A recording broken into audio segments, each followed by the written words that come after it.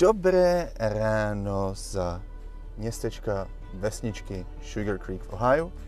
Dneska jedu za člověkem, jmenuje se Junior Miller a jeho paní se jmenuje Sharon Miller. A doufám, že mi ukážou víc jejich amišského života a třeba nějakou tour jejich domů. Tak jdem na to.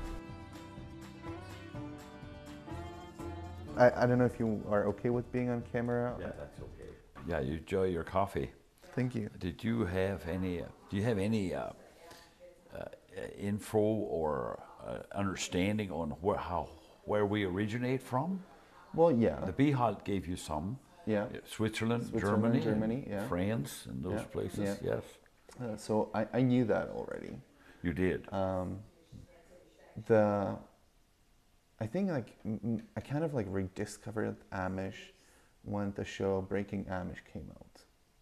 Yes, a lot you of probably that heard is about not accurate, but and that's I rediscovered Amish then, and started looking it up more, and I think there is a lot of misconceptions about Amish. Oh yes. Yes. And what I've learned over the years is that if you want to produce something that and make people watch it, especially like TV-like show, it's got to be sensational. Mm-hmm.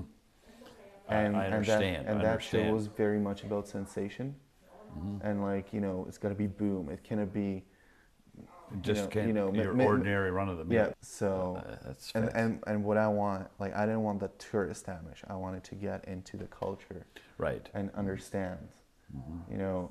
Like see the side that the museum doesn't give you. Like museum gives you the history and all that, but be able to talk to somebody. Christoph, you should come some weekend and go to church if you want to have a better look. You can even understand the High German. Yeah. And we preach in High German. Yeah. That's what I've been told. Yes. But you have to understand some things about us. We are very passionate, and we don't. Everybody believes the Bible.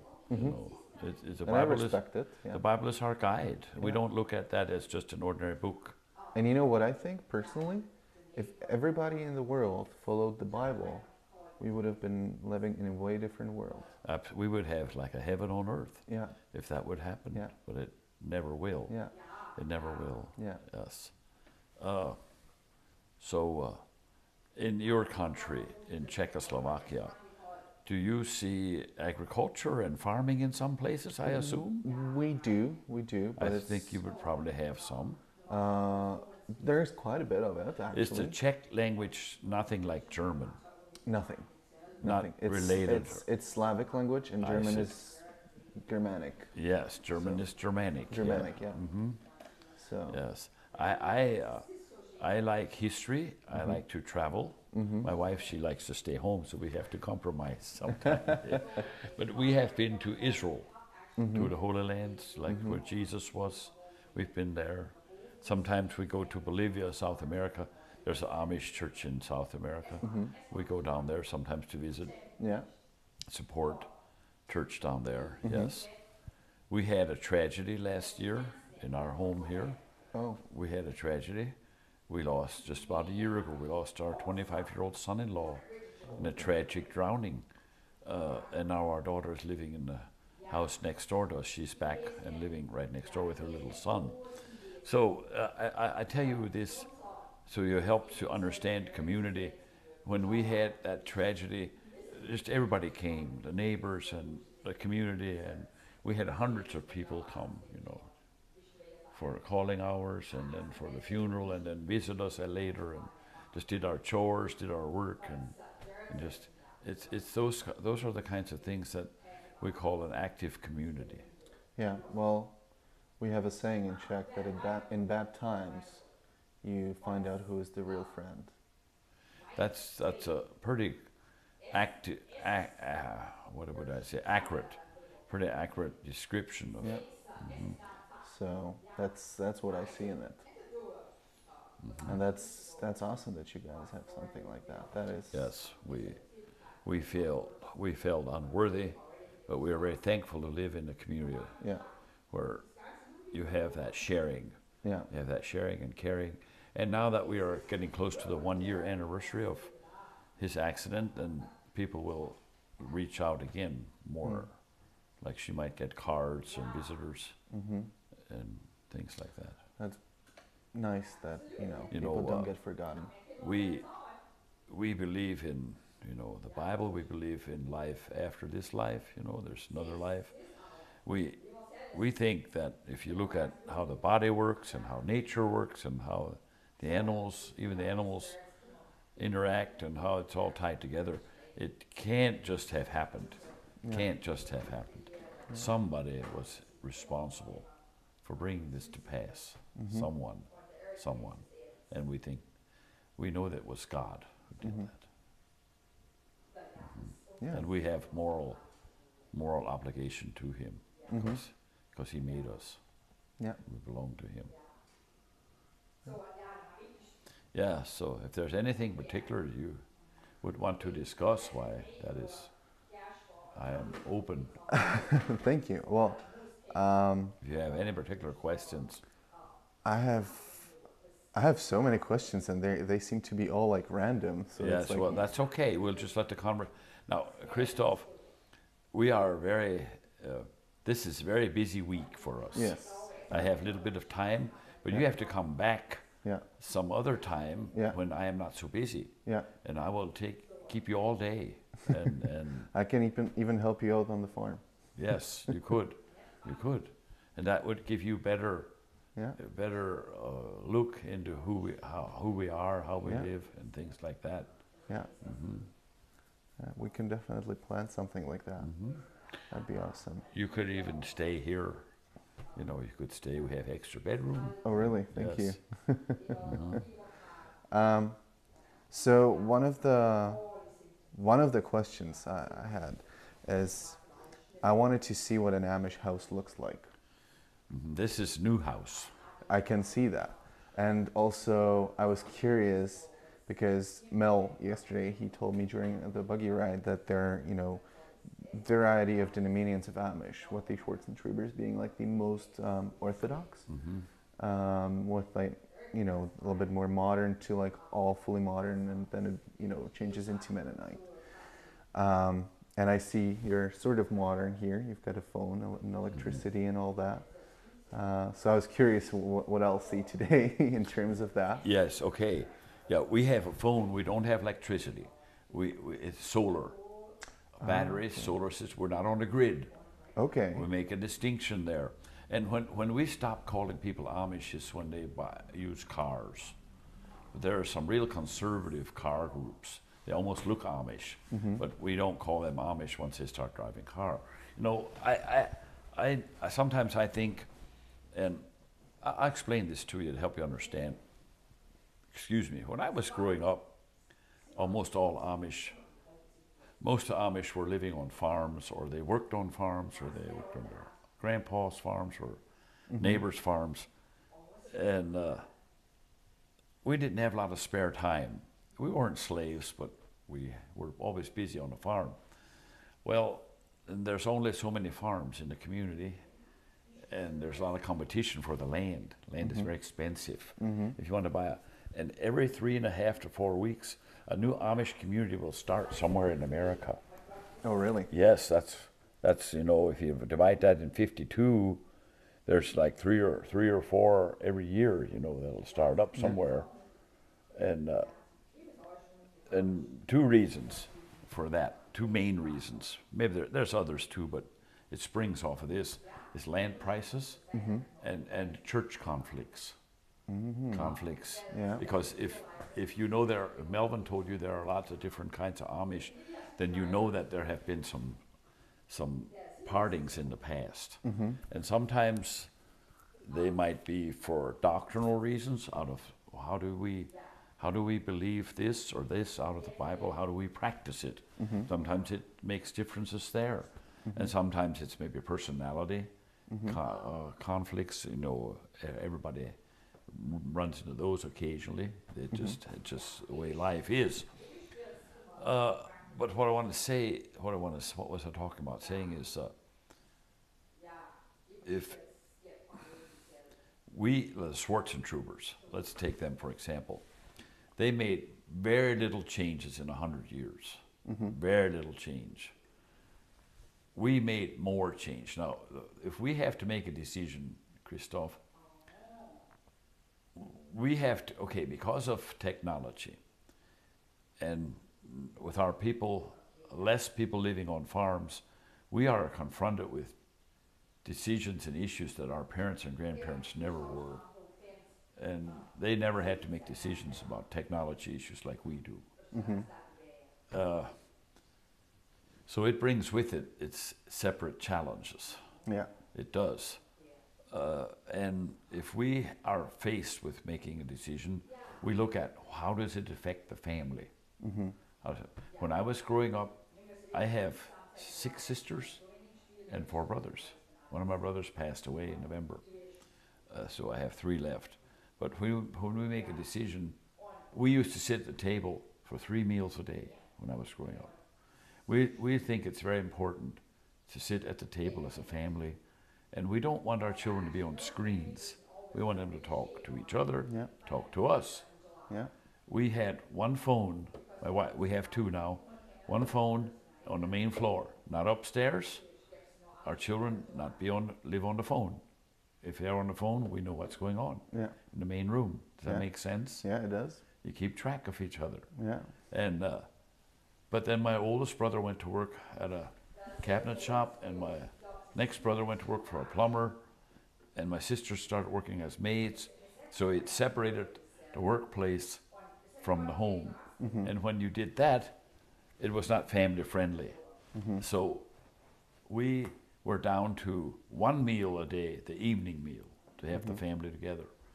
Now, I want you to understand this. If I have a car, my wife has a car, and all my children have cars, it's more challenging yet to get the family to the table, more difficult. It is a challenge without cars to get the family to the table. It is a challenge, 1 meal a day. If we all have cars, almost never. So avoiding, I don't know if avoiding is the best term, but avoiding the technology is kind of like the way to protect like the community oriented type of... It is part of it. It is part of it. Okay. Because we do business with the community, businesses that have all kinds of technology. We do business with those people.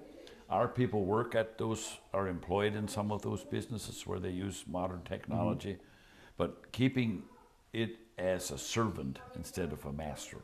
Okay, okay. We think that goes a long way in keeping it from controlling us. Yeah. Now, you know, when I was growing up, if I wanted to watch television, I have an English friend, and he takes me into his house and we watch a little television.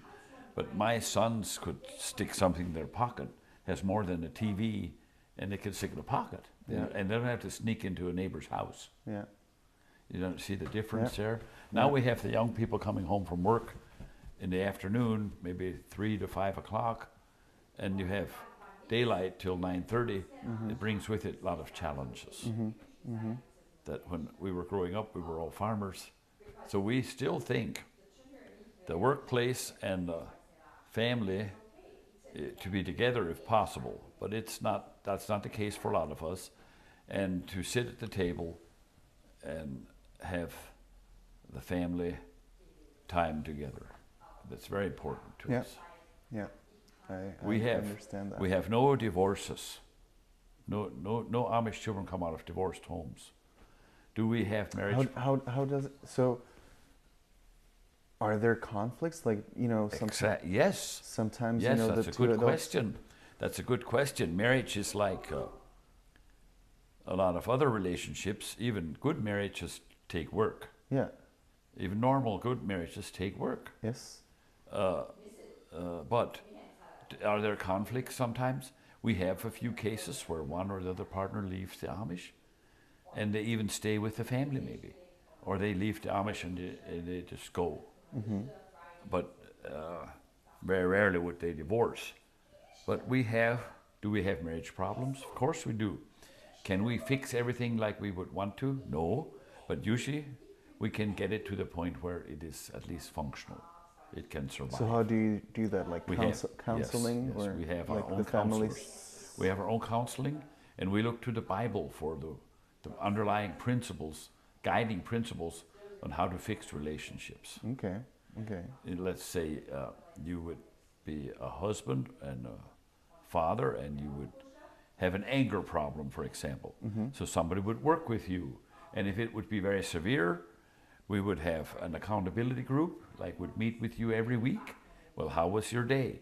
Did you have an incident today? Do you need help?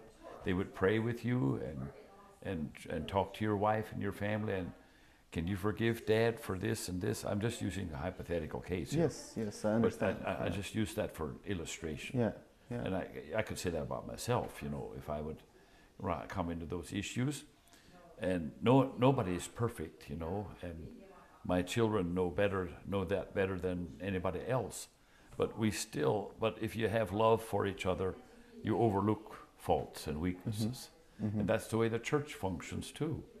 If we make a decision, Christoph, in our church, and I think that's all Amish, it has to be unanimous, not majority. Not majority. Like when we permitted the telephones in the houses in the early 90s, it was unanimous. Every baptized member, we don't baptize babies. That was an issue when we broke away from the Catholics. Now, in Czechoslovakia, is it Catholic, some, or is it Protestant, or nothing? Mainly nothing. I think it's Catholic mostly. It probably is. Yeah. Probably is, because Germany and Austria and those places are more Catholic than anything else. Bavaria is very Catholic. Have you been to Deutschland, Germany? Have you been in that country already? Oh yeah, many times. Okay. Like Pilsen, the city I'm from, like 40 minutes of drive from Deutschland. Well, have you ever been to Cologne? Cologne. Köln. Köln, auf Deutsch. It's called Köln. Okay. Big city. No, I haven't been to Cologne. I've been to Berlin. Yes. You have? Munich. I would love to go to those places. Munich. But I had a fellow here, he was about your age when that happened, and he was there when the Berlin Wall came down. He was from, but we had a couple, and I can see a little bit of their house through the trees. They passed away now. They were in their 90s. 3 years ago or so, he passed away, and then a year ago she did. And he was a fighter jet mechanic in the Hitler army in the 40s in Germany. So I would practice my High German with him. Oh, nice. Well, you were kind of an oddity knowing High German. Well, okay, reread it, because it was part of our tradition. Is the Bible in Martin Luther's translation is High German. Well, I know you guys have all the like worships and everything in High German. Yeah, but people cannot speak it. Yes, but we get a lot of, we mix it with English and the Pennsylvania German too, the High German. So it's kind of a hybrid. Yeah. But the reason I exercise my High German is when we speak to the people in Bolivia, they have Russian Mennonite background. They can't speak the Pennsylvania German. They have their own language, Plattdeutsch, and I can't speak Plattdeutsch, but they can understand and speak High German. So that's German for the Amish communities around the world is something like Latin back in the, let's say, Middle Ages. Yes, yes. It's the common language. It is, but in the Latin was mainly understood by the priests. Yes, yes. The common man didn't understand it, and therein it differs from our High German. We try to preach in language that people understand. Yeah. We don't think it's dangerous to know the Bible. We think it's good. So basically, you know 3 languages. I do, and people call us Dam Amish, and I can speak 3 languages.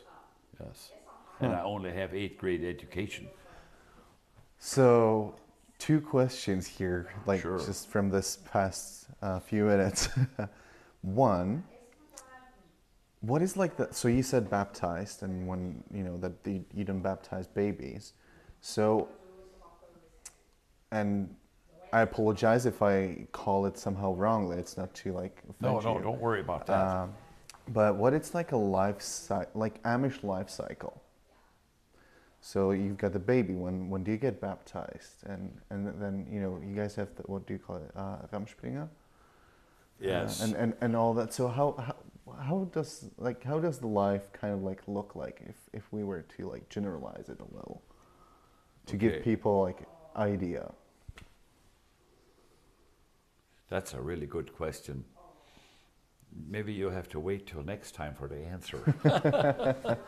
Generalize it. Okay, in a sense, the Amish life is very, very secluded, very narrow, maybe very small on the whole scope. But then, let me say real quick, it appears that way, but it is where we find our freedom behind avoiding the rat race of life, avoiding the fast pace, staying away from the confusion, like the gender thing. That's one illustration, like the gender identity crisis today, and the same-sex marriages, and people change from men to women and women to men and things like that. We think those things are terribly wrong and sinful. And with our faith and our culture and our way of life in practical application, we aren't faced with those things. We're uncontaminated. I like that. I like that best. We're uncontaminated from the worldly pursuits. We don't, Christoph, we don't have an issue with, okay, the baptized. Let me say that first. We baptize people like the Bible says, whoso believeth and repenteth, believeth and repenteth, and is baptized is saved. His soul will be with God throughout eternity, forever. But babies are innocent. Babies can't exercise faith. They can't exercise atheism or unbelief. They're just innocent. So, through their innocency, if they die, they go to heaven. We believe that. But then when you are responsible for making your own choices, then you will make right choices and wrong choices, both. But then when you desire I want to lead a godly life, I want to live a life pleasing to God, then I have to commit my life to Him and do what the Bible says. Then I desire to be baptized, because the Bible is, Jesus was baptized, and baptism is just a fulfillment of the commands of the Bible, and that makes us a member. Now, we don't endorse the Rumspringa. Us particular group of Amish do not do that. Okay.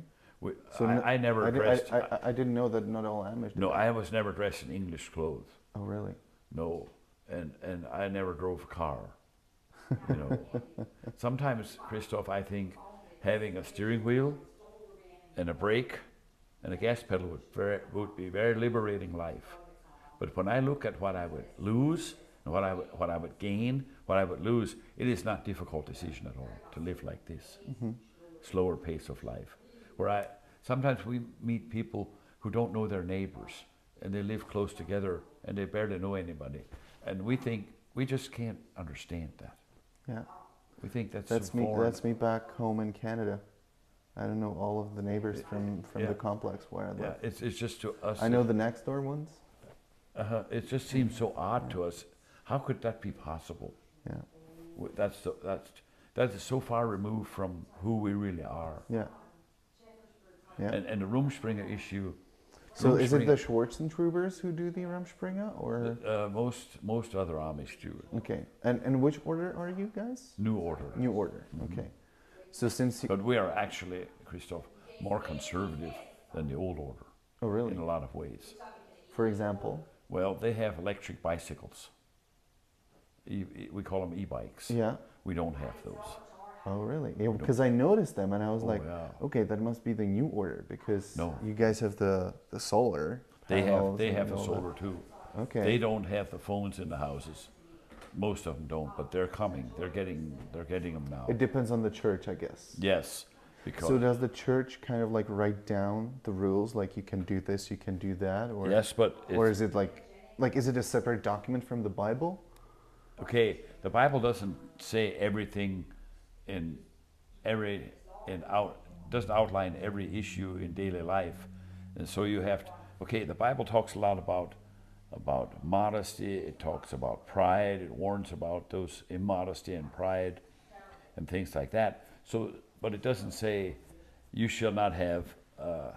And it talks about extravagant lifestyles and pleasure-seeking things, but it doesn't say your house is supposed to be certain this and this and not this and this. So you look at what makes a house gaudy and what makes a house extravagant, shows extravagant lifestyle.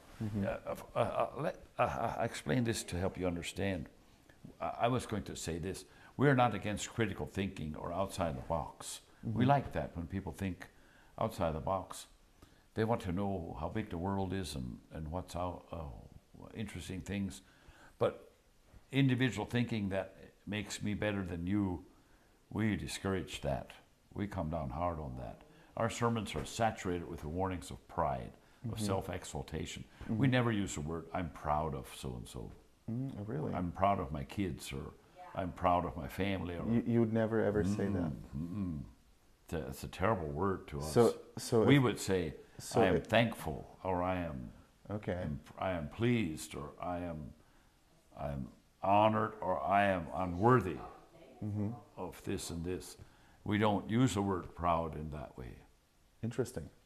That is really interesting. It's part of who we are, and our sermons are saturated with the warnings of pride. And pride goeth before destruction, and the haughty spirit before the fall, the Bible says. And we think those things are true. You could not find, in the 300-some thousand Amish in America, you could not find one Amishman, from the Schwarzentroopers to the most liberal groups, that believes like Darwin's theory of evolution, like we come from lower form. Everybody would believe. That would be one thing all the Amish could agree on is, in the beginning, God made heaven and earth, and He made the earth in 6 days, and He made male and female. Everybody believes that. We would never, ever let our children be in schools where there are transgender bathrooms or things like that. We would die before we would. I just did an interview with one Czech girl a couple weeks ago, and she was telling me how they have bathrooms for like all genders. And I myself thought it was ridiculous. Sure you do, because you know you're a boy. We have a formal church service every other Sunday. And then in between Sunday, we have a Sunday school. We have informal Bible study where one of us, I am a minister myself. One of us ministers will lead out, and then we ask questions, and we let the men answer or ask questions. You can have a discussion. In the formal services, 2 or 3 of us will preach, and everybody will sing and pray, but just a couple of us will speak. But we always have a meal after the formal church service, and it's always the same. You know why? It's the same to keep it from becoming competitive. You see, you come back to your group, because our forefathers weren't dummies. They weren't stupid. They understood human nature. You try to outdo each other. Try to outdo each other. So it's like fresh homemade bread with a spread, butter and a spread, like some kind of jam, meat and cheese, and coffee, tea, and cookies, and pickles. And it's a good meal, but it's cold, cold cuts. Yes, that's always, if it was Mother's Day or Father's Day or Christmas, we might have cake and ice cream or something like that, or pie. Speaking of Christmas, do you guys believe in Santa Claus? No. No. Or do you guys give presents to each other? Some people do. We give gifts to each other, but we try to keep it practical. Like gifts that are useful, like flashlights or socks, or just not the small children, maybe toys. We try to keep it very, what is the best word? We try to keep it moderate, or that's not the best word. We're not extravagant and most of us buy huge gifts. This is our daughter Amy and her young son. This is Christoph from Canada. Nice to meet you. Eric, Bastua. So going back to I want to go back to like kind kind of like got away from the baptizing and all that. So you said that you get baptized when you're kind of like responsible, when you're not a child anymore. So you make that decision. You make the decision. What age is that? Is that like 15, from 16 to 16? Normally from 16 to 20. Okay. Most Amish. And once you get baptized, you become the member of the church, and you can get married. And can you like date before you get baptized? We don't. Okay. Some Amish would, but we don't. Okay. And then once you're baptized, you can start dating? If you, we don't permit dating before 18. Okay. But that's your church? Yes, that's our church.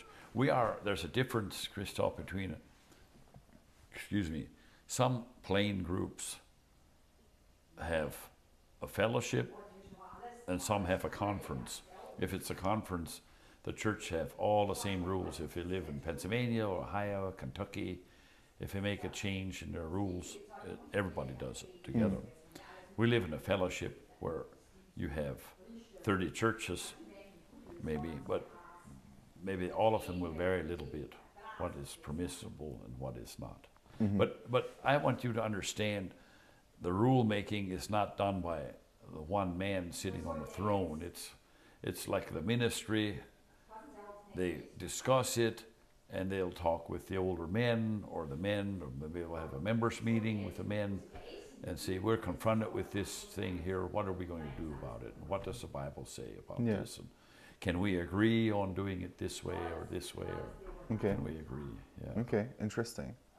And then you said you guys have only 8 grades at school, so basically elementary school. Excuse me. What does that look like?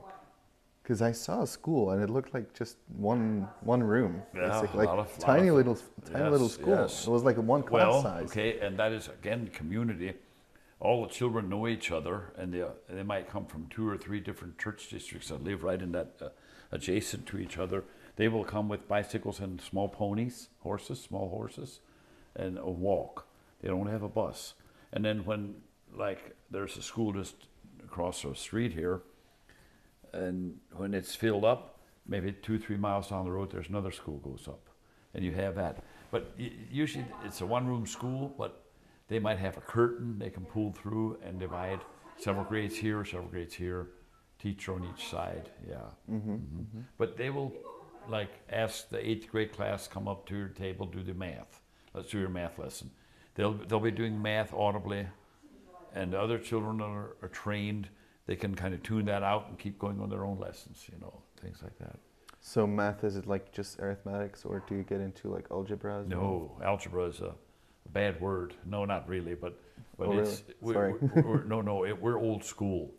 We're old school, like we still go 1 + 1 is 2, and we stay with the basics. Now, that school issue was a huge issue in the 50s and 60s, high school, because our government had no provision for us people, and they wanted us to go to high school. And actually some Amish men went to prison, had to go to prison because they didn't send their children to school. And that issue went all the way to the United States Supreme Court. Oh, wow. And they ruled like this: we can have our own schools, and we need 160 days of school, but they need to know we're going to school. The state needs to know that. So we send in attendance reports. But I could talk about education for a long time, but in a nutshell, if we have our own schools, you know who pays for those? We do. You do, yeah, the community. If private schools. Yeah. So if people tell you, or TV shows tell you, Amish don't pay taxes, that's not true, because our real estate tax, most of that goes to the public school. And I also pay our private schools, so I'm paying for 2 schools. Okay. How do I pay for private school? I don't have children in school anymore. It's been quite a few years since our youngest graduated. Well, like if I send children to school, I have to pay a monthly tuition, so much a month. How much is that, if I can ask? I think it might be between 200 and 300, but it doesn't matter if I have one child or 5 children. It's all the same. Okay. But maybe 4 times a year in our church service, the offering basket. It's passed around and it's designated to go to school. So my generation, who no longer has children in school, helps the younger generation. It shares some of the burden. Then when they are our age, they're expected to help the next generation. That's how we... Community, that's how... And if we find ourselves in a shortfall, like paying the teachers and the salaries and everything else, they'll say, we need a little more money. Can you help out? And then people will throw in more. Interesting. So what is being taught at the school? Like, do you guys take geography, history? I'll tell you. Then there are sciences like biology, chemistry. Okay, the state told us you can have your own schools. We're very traditional. It's always you find reading, writing, arithmetic. Those 3 subjects are in every grade. And then you might have history 1 year. You might have science and geography and world history, all those. Okay. Now the Schwarzentroopers I have heard. I cannot, this is hearsay. I have never researched this. I've heard they don't teach geography because they don't want their children to know how big the world is. They're afraid they go find out. They go out there and check it out. But they also have the Rumspringa. Yes, they do. They do. But some of those education, their educational, some of their way of life, some of those children have no idea what's going on the other side of the hill. In this, I'll use that term, but I'm not using that in a derogatory term. But the little bit of education I got through reading. I really enjoy reading. And I like politics too. Oh, really? Yes, I do. My son and I talk a lot of politics. Donald Trump made a lot of news. Have you heard of him? If you come to our country, probably heard of him in Czechoslovakia. Yeah, as far as that has goes. Heard about him. He's well known. He's kind of polarizing. He had a Czech wife. Oh, he did. His first wife was a Czech wife. She passed away here last year. Yeah, he did. Most of his children are from his Czech wife. Yeah, his family. Yeah, but either you love him or you hate him, but we don't hate anybody. But we don't become involved. Do you vote? We don't. And I'll tell you why. Because in the world presently, you have the kingdom of this world, and that's people. You live on the earth, and you have the people of God and the people of this world, the people who decide not to live for God and the people who do. And then Jesus came and he ushered in another kingdom. He said, my kingdom is not of this world. So without going into a long preach and sermon here, there's 2 kingdoms. And we don't want the worldly kingdom. We respect our government, our president, regardless of who he is, or we respect that position of the elected officials. The Bible tells us, pray for your rulers, obey those that obey them. But we don't want them to come and tell us how we are supposed to have our church services, how we're supposed to run our community, so we don't involve ourselves in how they run the country. See, it's 2 separate entities. So we try not to mix politics and the church. But that doesn't keep some of us from becoming interested in politics. You can study it. That's not forbidden, yes. No, it's not forbidden. It's a matter of individual. It's a matter. So I want to show you this. See, we get this magazine, the Washington Examiner. It's a it's a political magazine, and my son and I enjoy to read that. You know, it's a very conservative type, and they are not very friendly to Biden and his policies. Okay. But you can expect that out of a conservative magazine. I mean, this part of the country is like that, right? Yeah. It's very conservative. Yeah. Very conservative. It's way pro-Trump. This Midwest here. Yeah. But that doesn't, and even the Amish are that way inclined too. And some Amish would vote, Crystal. Some Amish, but we don't. I never voted in my life. I never voted. Do you still get the ballots in the mail? Never have. I never registered to vote. Okay, so you have to register too. I think I would have to register to vote. Okay. Get that. So, if I would have a TV, Christoph, there's 2 things I would enjoy. Like the History Channel on the TV and sports. So I'm better off not getting it. Yes. You like sports? I do. I do. What's your favorite sport? I would probably say baseball, but Okay. but you know I never see I'll just put it in.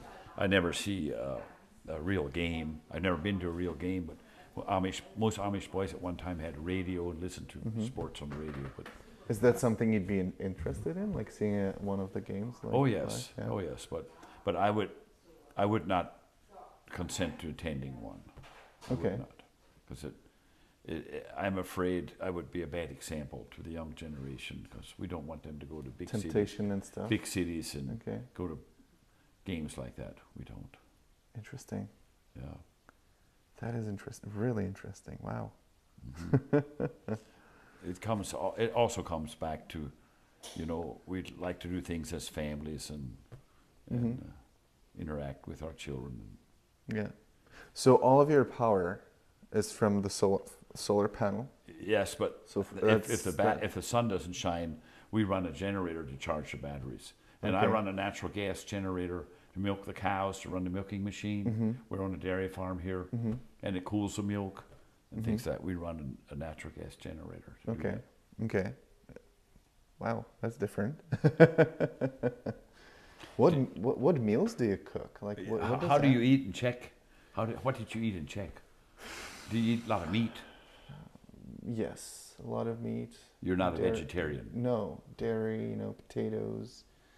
But do you The eat classic Schweinbraten. Do you eat? Did you say you did not eat potatoes in Czech? I did eat, yeah. And dairy, And dairy. ice cream. Ice Do you have cream, ice cream in yeah, Czechoslovakia? Sure, you do. Yeah. Every modern country Yeah. has that. Does it get hot in Czech in summer? It does, yeah. Is it a little bit like here? Yes. Yes. Cold in the winter? Can get really cold, yeah. Yeah. It's been changing though. How do we eat? Okay, I'll tell you what. Our wedding feasts, our wedding meals, are very is important part of the wedding too.